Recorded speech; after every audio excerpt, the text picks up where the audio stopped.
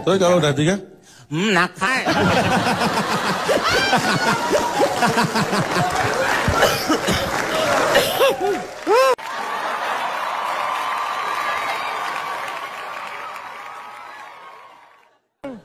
Pentingkah jodoh atau biro jodoh menurut Anda, Cak Lontong? Kalau tadi saya bicara bahwa saya ini sebenarnya bukan di situ saya sebut tak ahli kan. Ini berarti bukan saya tidak menguasai, hanya saja memang secara pribadi saya tidak pernah mengalami masalah dalam urusan cinta. Ini mohon maaf ya. Kalau banyak mungkin teman-teman atau kata orang jodoh itu susah, itu kan kata mereka. Kalau saya mengalaminya. Mengalaminya. Dia berarti ngerasain. Berarti lu tuh ngerasain penderitaan itu. Tapi kan saya nggak ngomong, saya hanya mengalami. Mereka kan bilang, yang bilang jodoh susah itu mereka. Saya nggak bilang, saya hanya mengalami. Tapi kejadian yang terjadi itu lu susah jodohnya juga. Tapi kan saya tidak menganggap itu masalah. Dir, lu mau ngomong nggak, Dir? Kalau nggak lempar ke yang lain sama bapak nih. Lu? Kok panggilnya siapa tadi? Dir? Oh, Dir. Nama lu siapa? Kotir-kotir. Sama gua Komeng. Lah iya, kok Kotir? Masa Komeng dipanggil Kotir? Lu? Yang dipanggil Kodir kamu. Yang dipanggil Kodir tuh kamu. Jangan bikin bingung ini penting ini datanya ini. Begini ya, saya secara pribadi punya sebelum saya angkat survei saya. Iya. Ini berdasarkan pengalaman teman-teman saya nih ya. 1, jangan pacaran dengan yang seusia. Kenapa nggak sebaik kalau memang... Saya ngalami ini terus terang ya. Dulu waktu SMA saya pacaran dengan teman sekelas. Iya. Kan usianya sama itu supaya. Capek. Capek kenapa? Lah bayangin sekelas ada 45 orang. Saya pacaran dengan sekelas. Capek. Itu lu Pak. Sekelas lu pacarin semua. Makanya capek. Saya kasih tahu jangan pacaran dengan yang sekelas. Ya seorang aja tapi teman di kelas. Wah. Jangan salahkan saya dong, salahkan mereka. Kenapa mereka semua mau pacaran sama saya?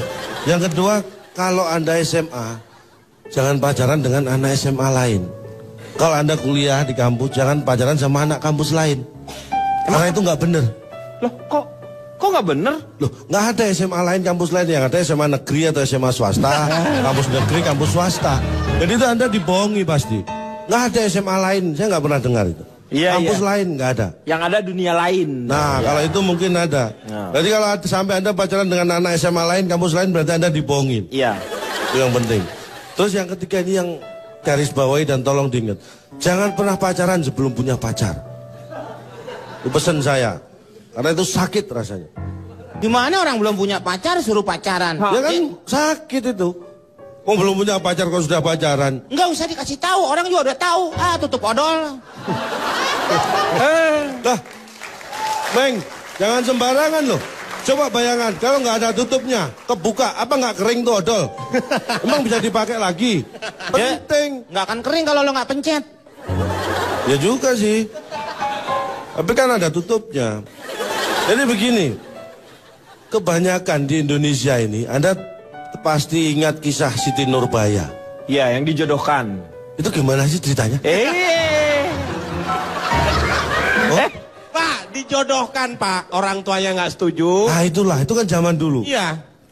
Anak dijodohkan orang tua itu banyak yang menolak di Indonesia ini.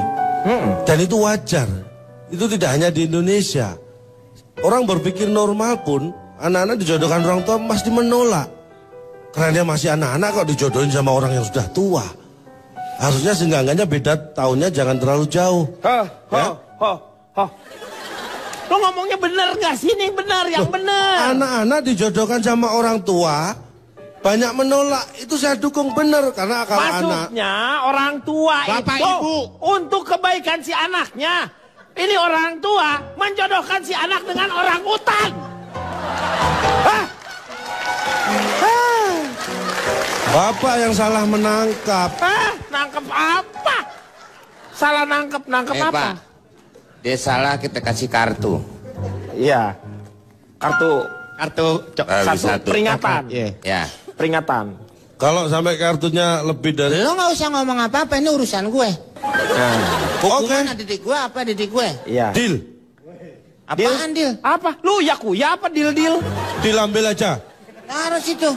Lu gimana? Saya kembali lagi. Saya melakukan survei ini keliling di seluruh Indonesia. Tapi saya fokus di Jawa yang akan saya ungkapin ya. Jadi seluruh kota kabupaten yang ada di Jawa, ini saya survei. Tidak ada satupun yang ikut sebagai anggota Biro Jodoh. Seluruh kabupaten di Pulau Jawa. Gak mungkin. Saya survei ini di pelajar SD negeri, semua kabupaten di seluruh Jawa. Ya, nggak ada satupun yang jadi anggota Biro Jodoh. Dua. Oke, Meng. Oke. Tahan, Dua. Meng. Ya. Ayo aja. Pasrah aja. Berikutnya, baru pada yang alasan kenapa orang ikut Biro Jodoh. Seluruh Biro Jodoh yang ada di Jawa ini tidak saya survei. Saya survei yang di luar Jawa. Loh kenapa lu?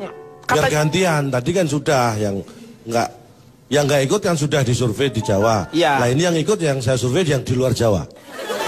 Biar adil. Ya udah nggak apa-apa. Ternyata alasan seseorang ikut anggota Biro Jodoh itu 60% karena belum punya jodoh atau belum dapat jodoh. Maka mereka ikut di Biro Jodoh. Tapi yang 40% karena ingin mencari pasangan. Astagfirullahaladzim. Iya. Tenang.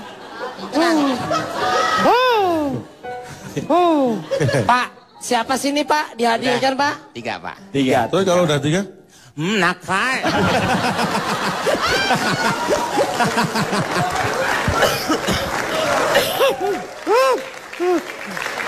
Pak, ini nggak bener nih Pak. Nggak benar gimana? Nah kalau hukumannya nakal gitu, harusnya kan nggak perlu nunggu 3. Setiap dia kesini kan boleh gini.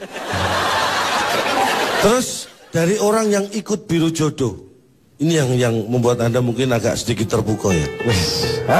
Dari orang yang ikut Biro Jodoh itu 50% dapat jodoh setelah jadi anggota lebih dari 2 tahun.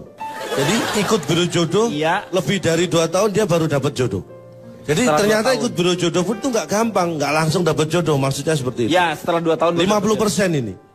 50% yang ikut Biro Jodoh itu baru dapat jodohnya setelah ikut lebih dari 2 tahun. Yang 30% dapat jodoh setelah jadi anggota kurang dari 2 tahun. Ya. Yang 20% dapat jodoh sebelum jadi anggota Biro Jodoh. Lu ngapain? Terus lu ngapain kalau udah punya jodoh? Lu ngapain jadi anggota Biro Jodoh? Ini kan yang saya survei, bukan kemauan saya. Ini yang saya survei memang seperti itu. Anda nggak bisa memaksakan koresponden dong. Ya tapi lu ngapain? Dia kan udah punya jodoh, ngapain dia masuk ke Biro Jodoh? Lah itu kan bukan saya juga. Tanya orangnya langsung. Yang responden, mau saya kumpulkan yang 20% ini. Nggak usah. Enggak, ya orangnya ke situ. Lo ngapain dua? Lo survei, biarin aja. Bingung. Ngomong bingung. Ini yang survei siapa? Diamin Pak. Ini kartu Pak. Ini kartu. Biarin aku tahu tempat dudukmu sini. Ini satu. Gua pindah Pak. Diamin aja satu. Gua ngaduk situ. Tuh, ngomong lagi Pak dia Pak. Ngomong lagi. 2. Gua diem aja. Loh, sudah ngomong lagi Pak. 3. Kalau sudah 3 Pak. Sudah 3. Ya. Lo ngambil yang itu kok. Ya mau ngapain? Kan milih yang enak, ngapain yang jelek? Saya lanjutkan Pak. Ya. Survei saya berhenti sampai di situ karena kalau saya lanjutkan lagi, saya yakin akan heboh. Akan banyak orang yang tidak ikut Biro Jodoh. Lo kenapa bisa Anda yakin sekali bahwa orang lain akan heboh? Siapa yang yakin? Anda barusan katanya. Itu hanya perasaan Anda. Saya ngomong aja nggak yakin kok. Anda Ngapain bisa yakin diomongin? gimana? Ngapain diomongin? Tapi kita harus belajar Pak ya. Belajar dari apa? Di Amerika dan Inggris itu tidak ada yang namanya Biro Jodoh. Ada Nggak dong. ada. Coba Anda cari. Yang ada pasti partner bureau. Nggak ada tulisan Biro Jodoh di Itu Inggris. artinya sama. Saya kan nggak bilang kalau artinya beda. Artinya sama. Saya mau tanya sama Pak Marwoto. Satu lagi pesan saya Pak. Ah udah, nggak usah. Pak Marwat aja. Satu lagi pesan saya tolong tanya Pak Marwoto.